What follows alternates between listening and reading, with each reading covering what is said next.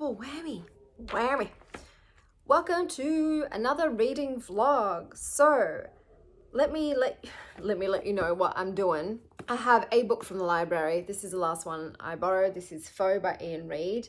I did read Ian Reid's other book, We Spread, and I thought it was okay, but it was too ambiguous for me. I don't like endings that are so bloody ambiguous. You just don't know. You don't know what's going on. Was it even real at all? Who knows? That frustrated me. Hopefully this isn't the same thing, but it says, we don't get visitors, not out here. We never have.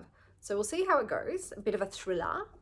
I'm also reading the Invocations. So this was actually on my most anticipated reads of last year. And I think I did transfer it to this year's, maybe not. I think I did. Because I think their other book was House of Hollow. I can't remember. But okay, this is already heavy on the body horror thing. The grossness. Think maggots in skin and pus and all things lush. All things delightful. It's about three girls, one of whom's sister has been murdered, and they turn to dark magic to bring her sister back from the dead, and they join up, and one of them's already sold their soul to a demon. So they're all in different ways tied to this dark magic. Oh, my posture was absolutely awful. I gotta work on my posture, man. And I'm listening to this in audiobook because my library just didn't get the physical, they only got the audio. So it's not my preferred way to consume fantasy books, especially. And also when there's 3 POVs, it's quite a lot. So at the moment, I think I'm an hour in and it's just not doing anything for me besides grossing me out. But I'll give it a bit longer to see once they all meet up, if the action gets going. But this could end up being a DNF. I'm feeling that kind of way. So we'll see with that one. The next book I am also currently reading is Juniper, Unraveling. Now I'm going to read what they wrote on Goodreads, okay? So it says, get ready for a heart-wrenching story of survival, love, and resilience, set in a world of brutal inhumanity. And that's very accurate because holy shit balls, Batman, that first chapter was intense. Oh my God, it was brutal, it was inhumane, and I was like, oh, this is heavy. This is full on.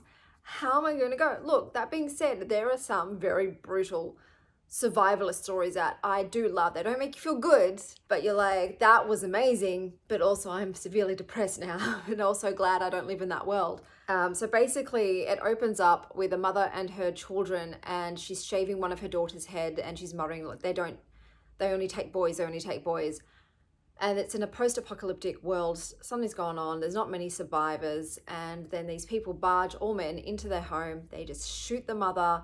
They shoot one of her younger sisters, obviously, who still looks like a girl. And then they take her and her brother and yank them from their house. And they've lined up all the men and boys in the village, killed every single woman that's there.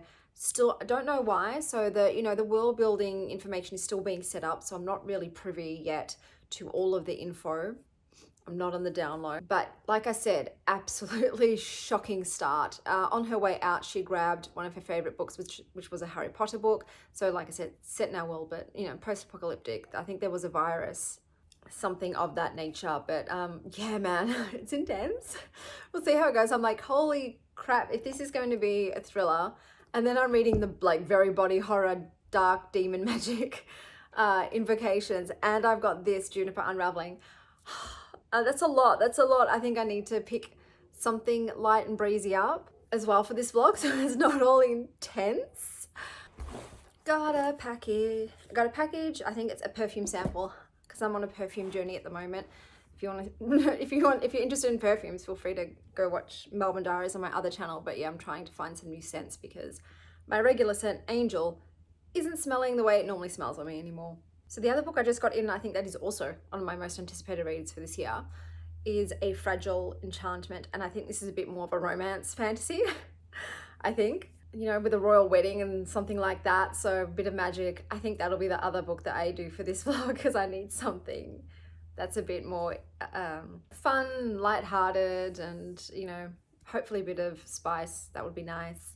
But yes, those are the books that I've got on the agenda. And today I'm going out to grab some yarn. Oh, Bluebell's on this side now. And I've got a parent information evening at my kids' school, but that's everything that's on for today, and I'll see you then.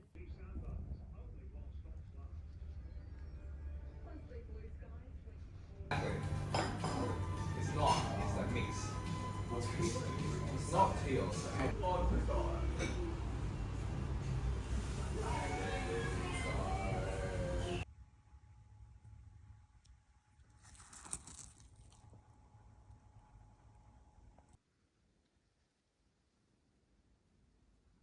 so I have read Foe. I'm giving this a 2 stars. I would say watch The Sixth Day with Arnold Schwarzenegger. It's a lot more entertaining. I know that there's a movie about this out. Maybe that's better, but this was so utterly dull. You guess the twist very early on. So then you're thinking, okay, well, maybe the reason for this is diabolical. No. Or maybe some other twist happens at that. No, there is nothing else. It is just that. That is the only thing about this book. So if you guess what it is, that's it. Well done. You've read the whole story. Don't bother continuing on. And you just left in the lives of this married couple who are utterly boring. They're so beige, and it's just every day over and over and over again with them, and nothing else interesting happens. Nothing at all. So I don't understand the point of this book. This is one of those books where I feel like it's utterly pointless. So I didn't enjoy it, and it's just, I don't think I'm going to read any more books by this author. This is the second book that I've read of theirs I was just very underwhelmed by. So yeah, this was a fail for me. Juniper Unraveled, I think I'm a third of the way through the book now. And yeah, it just feels like a very, zombie post-apocalyptic kind of book. You've got a POV of 2 characters, 2 girls.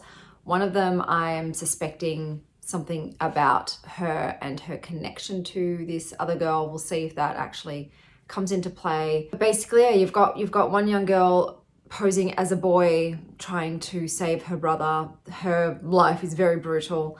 And then you've got this other girl who's living very sheltered experience with her father, like outside of this compound, doesn't seem to be suffering in any way. And she ends up meeting this boy through a chain link fence, and he's like feeding him plums. But so far it's decent. It's probably feeling like a 3.5 star. We'll see how it goes, how it evolves. I'm also decided to DNF the Invocations. Oh my gosh, hello. Hi. I see you. I see you. DNF the Invocations. So I listened to this for 3.5 hours. And I just didn't care. I didn't care. So this is, like I said, meant to be a book about demons and dark magic and lesbian witches and bringing sisters back from the dead and rotting flesh.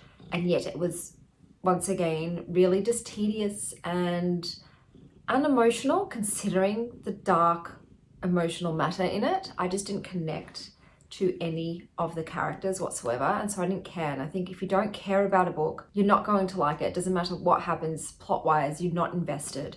And in this case, I just was not invested, and I wasn't really looking forward to like listening to it, putting it on. So unfortunately, even though I liked the creepiness of House of Hollow and it felt a little bit different, this one wasn't a win. And I think too, having 3 main characters, it's a bit much, and I don't care about academia, so anything to do with academia, I'm out. So with this one, yeah, it was just a lot about reading about this chick's pussy flesh and her stench. And yeah, I literally DNF'd at the point where one of the characters was trying to resurrect a dead sister. That's how little I cared about it. I was like, I'm not even going to continue on to see if she actually is successful, because it doesn't make a difference to me. So the next book I'm picking up is A Fragile Enchantment. So I will also start reading that. And I was thinking about reading The Conversion. There's another book club, an evening one, which is not my cup of tea, but I want to see if maybe this one has more of a similar demographic to me age-wise, maybe more books that I enjoy, because as much as I love the ladies at the other book club, the books they pick, most of them are not my cup of tea. So I want to see if there's a book club that reads books I would personally pick. So I might start reading it, I might not. So I'll pick it up, and if I like it, I'll go. If I don't like it, I'll wait until their next book selection, because I don't want to like join in on for the first time with a book that I didn't like. I like to be able to like say nice things about a book when joining for the first time, so I'm not a curmudgeon. But those are my choices book-wise, and today I'm taking myself to see Argyle at the cinemas. Look, I like Henry Cavill and Dua Lipa, and I fancy myself, I do enjoy a comical spy romp you know, and this one has a cat in it, so it sounds like my kind of thing. So I will let you know how that goes. What a poser. Suki. Oh Suki. my God, what a poser. I want to know. Oh my God, Suki. You want pets? You want pets? Oh, pets for cats. Oh, Suki. You're so cute.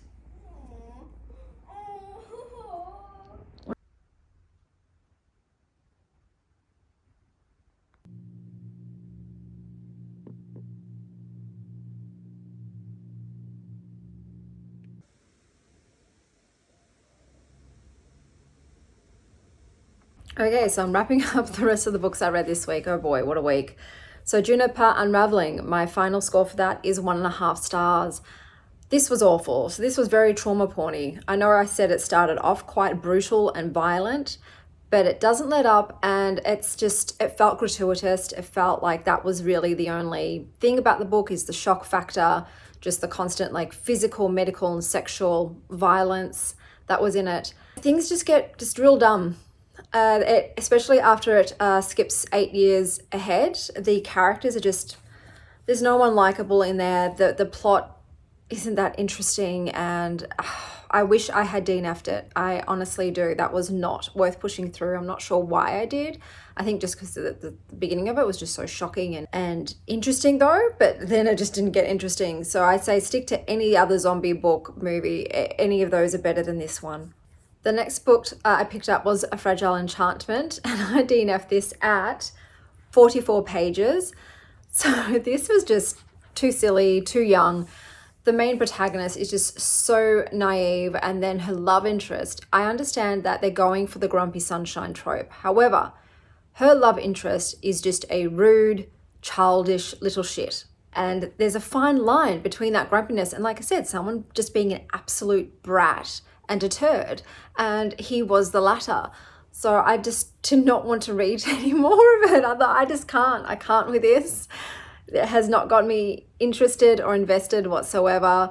And yeah, it's supposed to be just, you know, more of a light fantasy romance. But because I didn't like either of the characters and I was not rooting for their love story, there was no point in persisting. Then I picked up The Conversion for a new book club that I was meant to be going to this evening, but I don't think I'm going to go because I've given this 2 stars. In this book, it's supposed to be an exploration of one's environment and how it impacts them, the use of space, as well as a lot of conversations about religion and marriage. However, it was just so utterly bland and beige and boring and dull and pointless. The conversations weren't nuanced or interesting enough to really support the whole book on it. The main character was didn't get the point of it. Where it fell apart the most for me, though, was the character's motivations. She chooses to purchase this church to convert into a home, and her reasoning for do that, and it seems very out of character. I can't say why because it's a bit of a spoiler, but it just doesn't make any sense of why she would do that. Especially at that point in time, it doesn't make sense. And then the way it progresses, you're like, yeah, exactly. This was out of character. It makes no sense for her.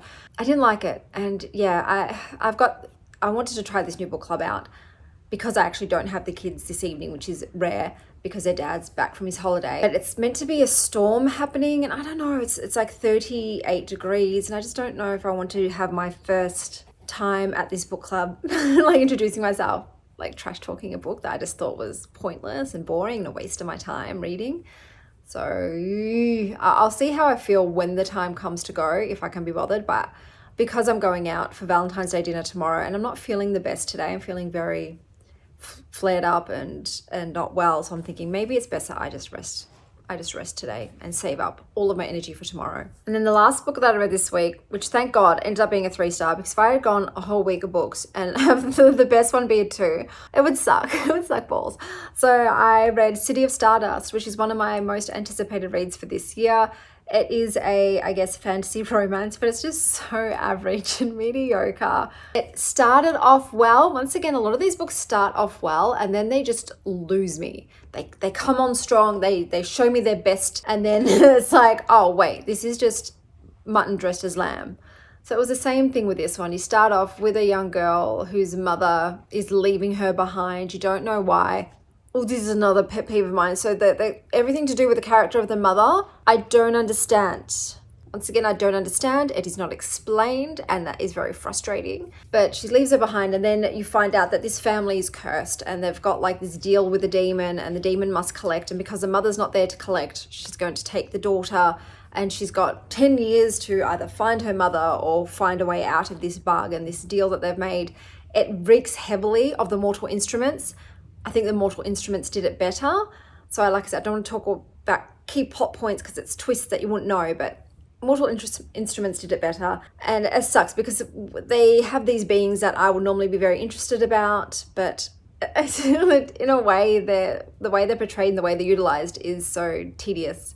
And just, I don't know, you've got the villain, very villainous villain, and then you've got this girl, oh my God, the love story. That's also where this book completely fell apart, completely did not deliver. Who is shipping these two? This guy works for her enemy, and yet she just trusts him. Like, in what world are you not thinking, well, this guy does work for this person who very much wants my demise, but you know what? I'm sure he's on the up and up. I'm sure he's going to pick me above them, and in no way is he at a conflict. Yeah, so I couldn't with this chick. Just too naive. The love there just didn't feel like anything to me. It was a fizzle out. I didn't like the guy either in general. Like his whole character, he's trash. He's trash. So yes, City of Stardust is a no for me. I should have also DNF'd that one, but once again, I thought I'll push through, see if there's some kind of crazy twist, crazy reveal. I need to listen to my instincts more when it's saying like, I don't really think anything can save this. It's pretty bad. So look, it's a 3-star. At least it wasn't awful. It was just like, cool. Like just another book, another run-of-the-mill, not incredibly well done story. Does it continue on? Probably. It probably does, but zero interest in pursuing it further. So yeah, this week was one of the worst reading weeks I think I've ever had in my entire life. I had ones as low as 1.5 stars, a lot of 2s, a lot of DNFs, and then a 3. So yeah, I don't know what's going on. I started the year off so good. I was so happy. I was reading all these books that were just bringing light into my life and joy into my world. And then I've hit the rock bottom. So only way is up from here, right? The only way is up. That's very cringy. So that's everything for this week. Until next time, stay wild, Star Child.